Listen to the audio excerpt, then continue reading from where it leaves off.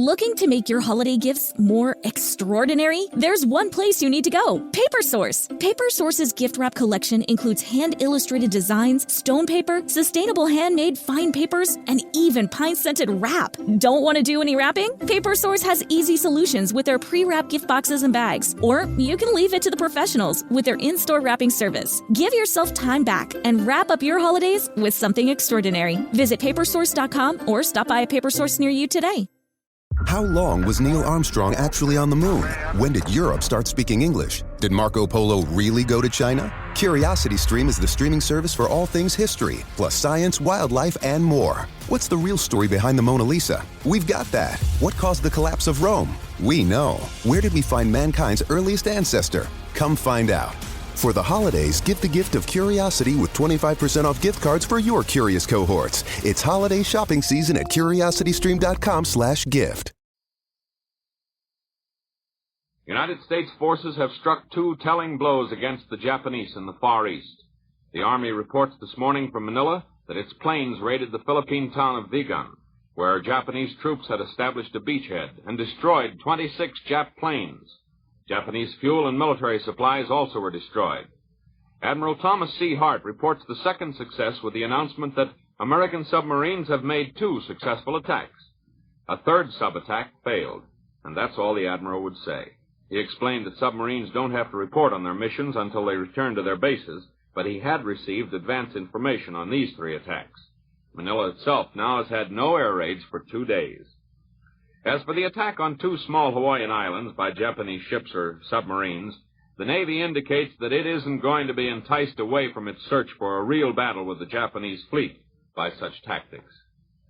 And the latest information from the Far East is that the Marines still are gallantly defending those 2 tiny specks of American soil in the Pacific Ocean, Wake and Midway Islands. The Japanese are driving fanatically down the Malayan Peninsula, says London. They are still hundreds of miles from the British base of Singapore, but they're threatening Penang, the principal city in northwestern Malaya.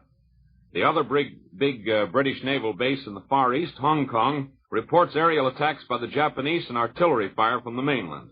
However, the Hong Kong defenders report they have silenced some of the guns the Japs have turned on Hong Kong.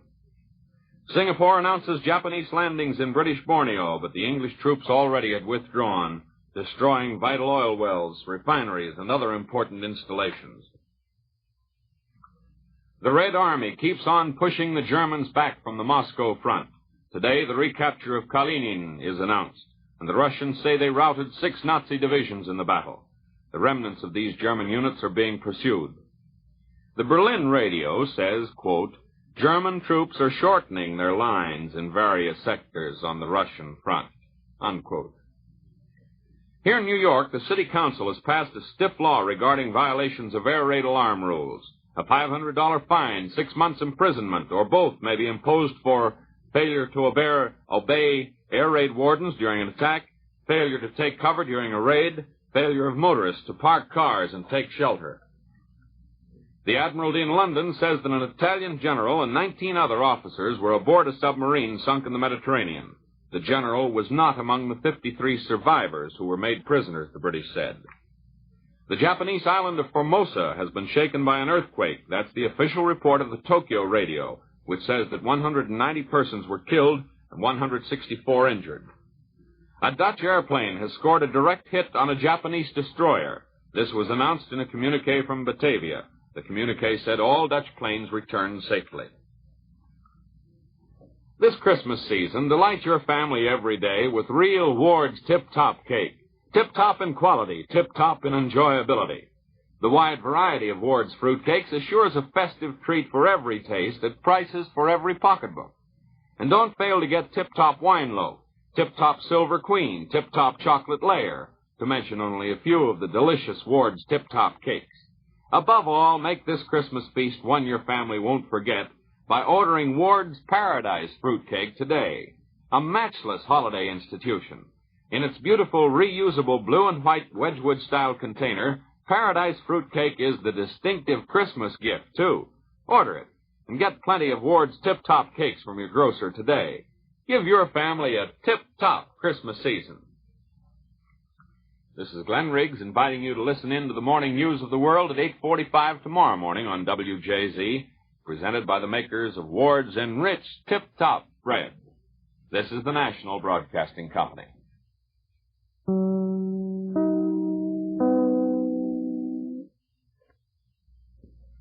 Come in, San Francisco. London apparently is gloomy about Hong Kong holding out. But the latest word from the colony itself is that Americans there are all right and that its fortifications are strong enough to resist all efforts at invasion. A mile away on Kowloon mainland, 3 Japanese gun positions are pictured as silenced and air raid casualties are described as light so far. Perhaps the heaviest battle of the Far Eastern theater is being waged on the northwest Malaya front. There the Nipponese are smashing forward in a drive aimed at Singapore. The Pacific coast is being educated in the ways of war today. Civilians up and down the stretch of seaboard are busy memorizing rules, what to do in an air raid alarm, how to spot Japanese planes, where to go if injured, how to deal with fire bombs, and do your Christmas shopping early has that new meaning. Shop before noon. The stores are opening earlier in the morning, closing earlier in the evening. Last night, a familiar sight before the war came back to San Francisco. The cheerful glow of neon lights, the business district's coat of many colors, was restored to the city. This after a neon blackout of over a week.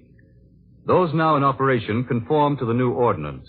They no longer run on time clock devices and can now be put out manually at the moment the warning signal sounds. Governor Olson has called on California's legislature to convene a special session on Friday to make appropriations for the State Guard and augment the state's emergency fund. Meanwhile, San Diego has put up a portion of its State Guard on a war footing, calling several hundred men to full-time duty. The people in the San Francisco area have learned that blueprints for constructing home bomb shelters will soon be released to the public. The plans are said to be simple enough for the average householder to use in making his own at a cost of about $150. Incendiary bombs have been rushed to the city by the Army experts so that picked squads of firemen, policemen, and other city employees can see actual demonstration of the handling of the fire bombs. Civilian groups also will be taught protection against war gases and how to form protective squads for industrial plants. While this program takes form, electricians have begun installing 8 huge air raid sirens at elevated points throughout the city. Incidentally, if an air raid alarm should be sounded in the morning before school starts, the all clear is not sounded before 8 a.m., there will be no school that day. Not business as usual, but Christmas as usual is the slogan of the hour. Come Harahito or high water, Santa Claus is coming to town on the West Coast. The people along the Pacific are busy wishing each other a happy, not a jappy New Year.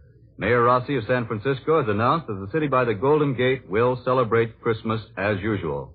Civilian defense authorities are on record with a statement that there is no reason for canceling Yuletide parties. However, 3 suggestions have been made. 1, to be sure the gathering place for the get-together can be blacked out.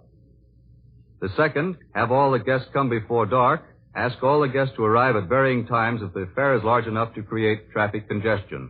And now here's a late bulletin just handed me from Chongqing. Chinese forces are reported to have delivered successful attacks north of besieged Hong Kong, compelling the Japanese to shift reinforcements to cope with the Chinese threat to that rear. So this is the NBC Newsroom in San Francisco. We take you now to the newsroom in Washington. This is Morgan Beatty in Washington. The economic wing of our fighting force has revealed for the first time the fact that Japan is not going to starve to death in this war, at least not anytime soon. These economic soldiers, and they are soldiers as important in the long run as fighting men, have studied for several years the productive capacity of our potential enemies.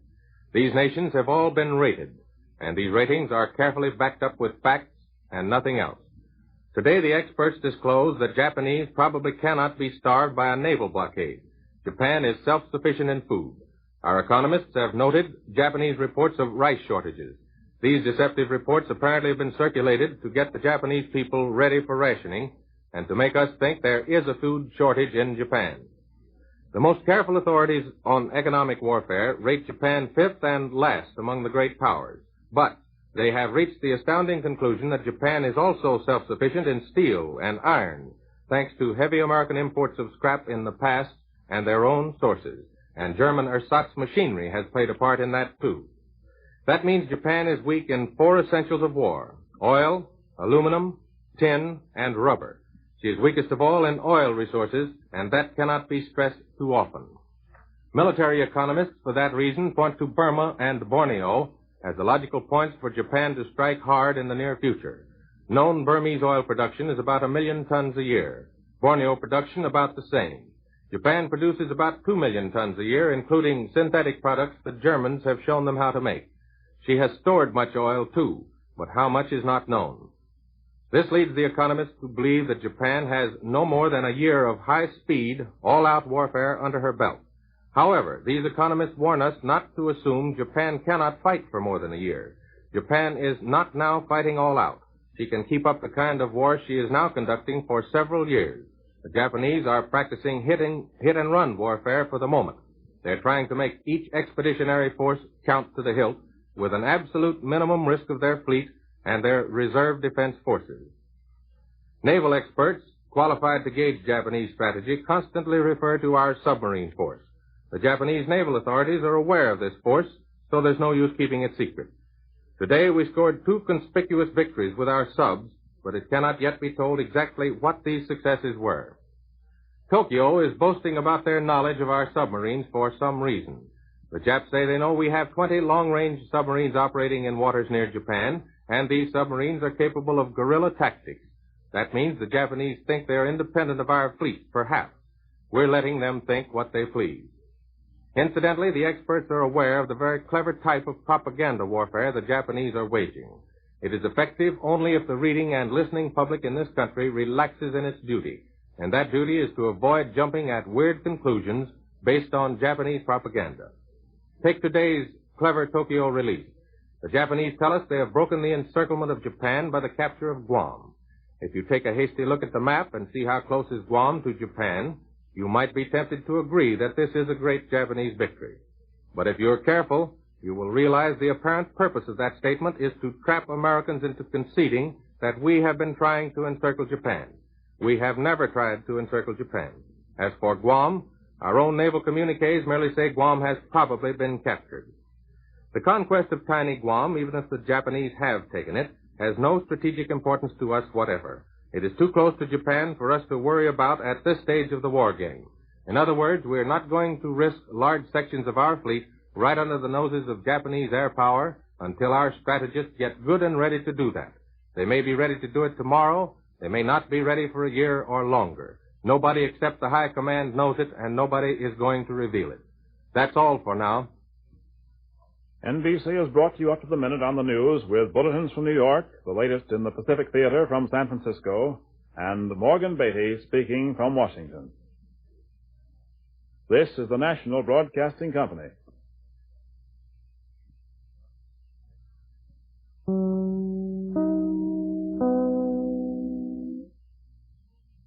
Good evening, everyone. This is John W. Vandercook speaking for Alka-Seltzer, bringing you the news of the world. In the Philippines today, the American and Filipino forces have generally successfully taken the offensive. The 3 small fragments of Luzon, which the Japanese have taken and still hold, at the uppermost and lowest tips of that big island, have all been under American attack. At a captured Philippine airfield near Bygone, 25 Jap planes at once were caught napping on the ground and raked into uselessness by machine gun fire and by well-placed U.S. bombs. Also, somewhere or other, we are not told exactly where, American submarines have drawn their first blood against ships flying the flag of the rising, or is it setting sun? Elsewhere, the Japs have gained. Invading troops have secured several firm footholds on the coast of British Borneo in the state of Sarawak, and the British have there been forced to destroy in retreating one of the best small oil fields in the whole of the British Empire. And now, before we take our fast nightly journeys over both of our boundary oceans, for direct news from the active battle areas, here is a brief message from Charles Lyon. Nervous indigestion. Ever hear of it? Ever have it? Well, nervous indigestion is the occasional byproduct of busy days when you work hard and eat too fast and at the same time try to get a little Christmas shopping done. But there's something you can do about the distress of nervous indigestion, and that's take Alka-Seltzer. Yes, drop an Alka-Seltzer tablet or two into a glass of water like this. Now watch it sparkle and listen to it fizz. Then, drink it. See how quickly Alka-Seltzer's effervescent alkalizing solution relieves your discomfort and reduces excess stomach acid. It's pleasant to the taste, and it is not a laxative. So remember, for nervous indigestion, be wise. Take Alka-Seltzer. Get it at any drugstore. And now, the news of the world. First tonight, for direct shortwave radio reports from across the war-menaced Pacific Ocean, we take you now to San Francisco. From the San Francisco newsroom, we now take you across the Pacific to Chungking.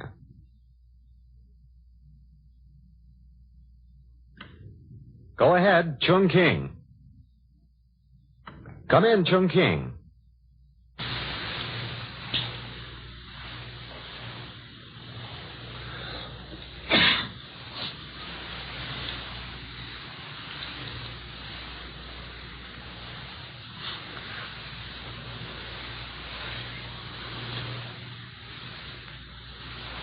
Hello, San Francisco. Hello, San Francisco. We were not able to pick up Chongqing yet.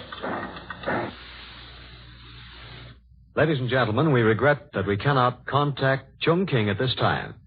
We take you now to Manila. Hello, NBC. This is Bert Silence speaking from Manila. It is now a few moments after 9 o'clock in the morning, Philippine Daylight Saving Time. Another night of peace has been ours to enjoy. Headquarters of the United States Armed Forces in the Far East announced at 7:30 this morning that there was no change in the situation during the night. It appears that the casualty list in the sinking of the inter-island steamer SS Corregidor will be considerably larger than first estimates.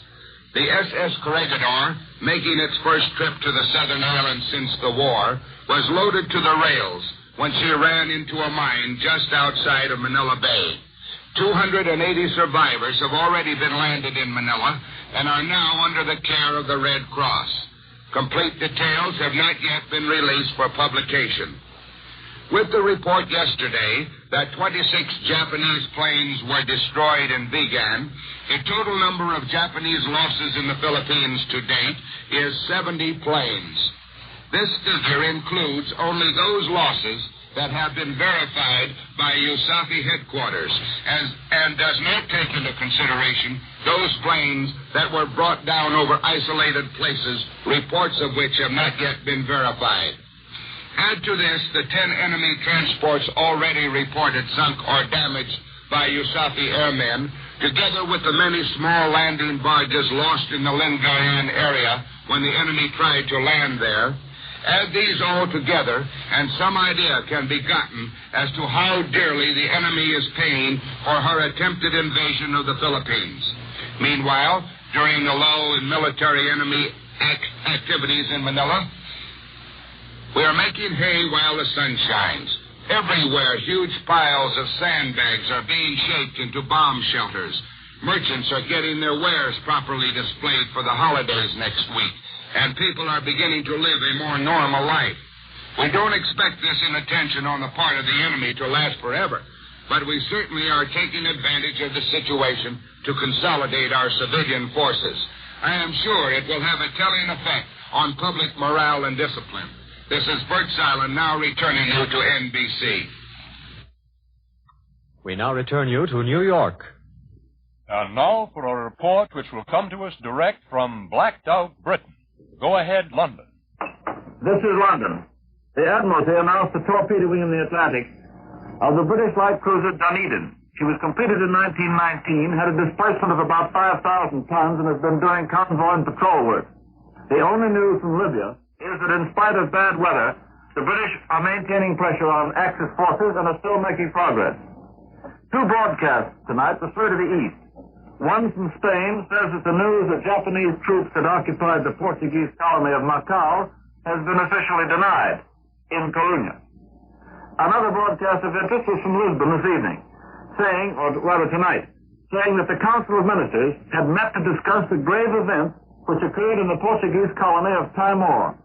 They stated that they are waiting for further details before making an official announcement to the country and clarifying their attitude in the matter.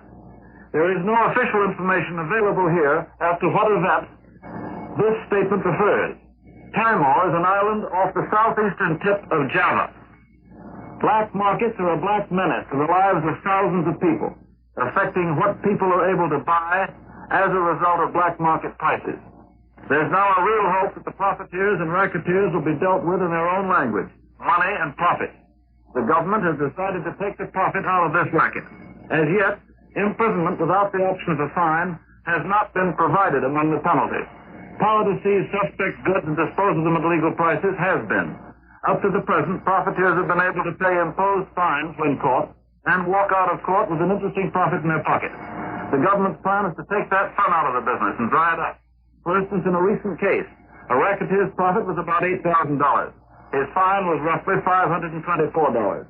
Under the new orders, the offender for this same case would be liable to a fine of $124,000, and that's taking the profit out of the black market. We return you now to New York.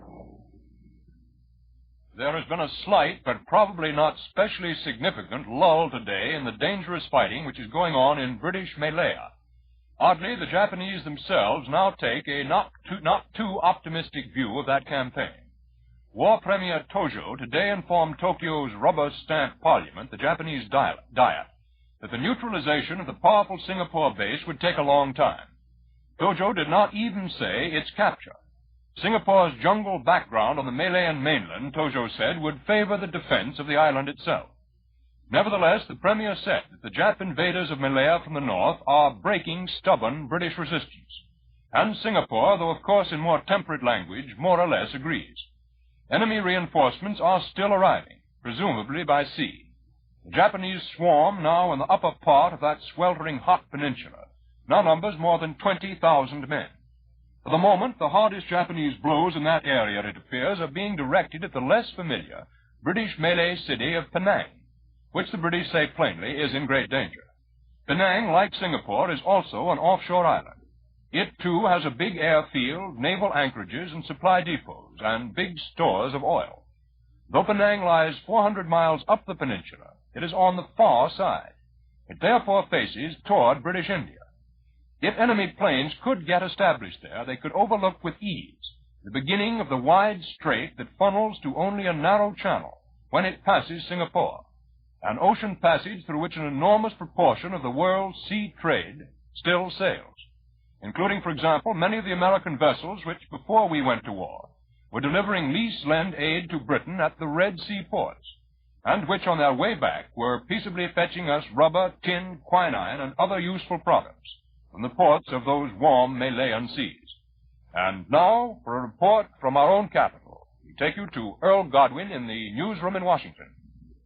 And good evening, folks. A tremendous shake-up in the whole Hawaiian Command has just been ordered. War and Navy departments do not wait for the official investigation, but swing axes hard and effectively. Changes in command come on the heels of the announcement by the Secretary of Navy, Mr. Knox, that someone had been asleep at Pearl Harbor.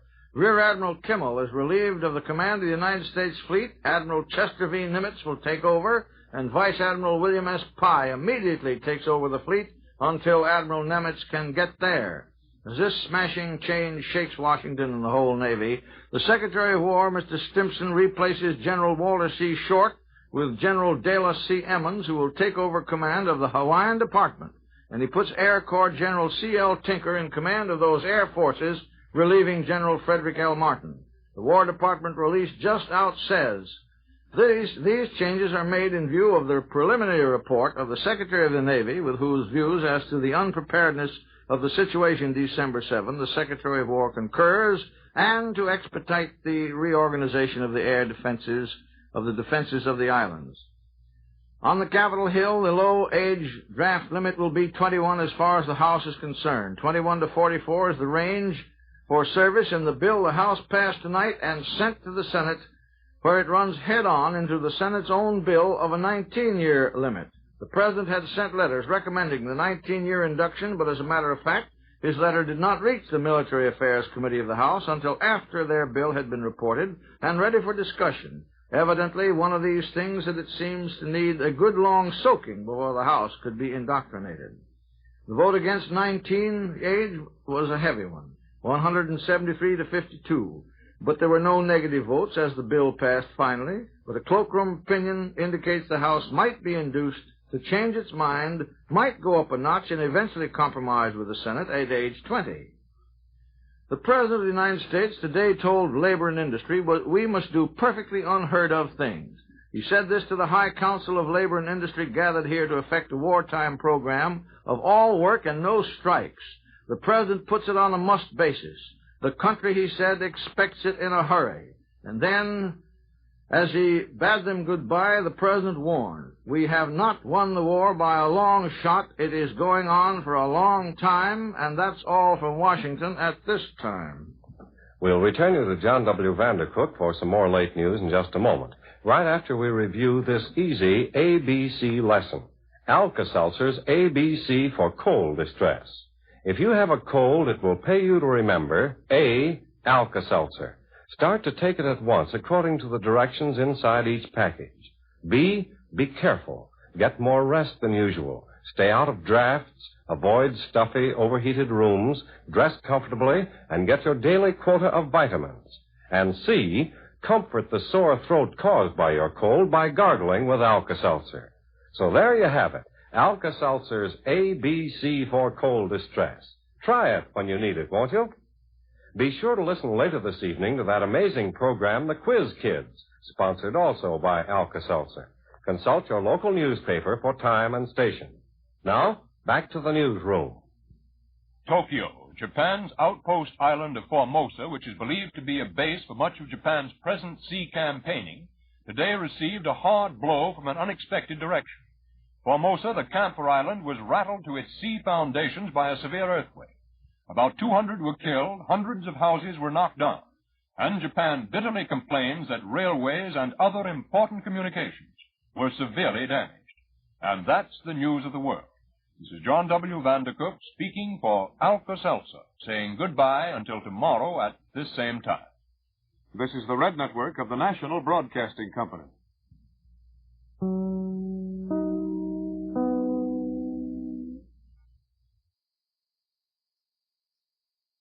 The United States Border Patrol has exciting and rewarding career opportunities with the nation's largest law enforcement organization. Border Patrol agents enjoy great pay, outstanding federal benefits, and up to $20,000 in recruitment incentives for newly appointed agents. If you are looking for a way to serve something greater than yourself, consider the United States Border Patrol.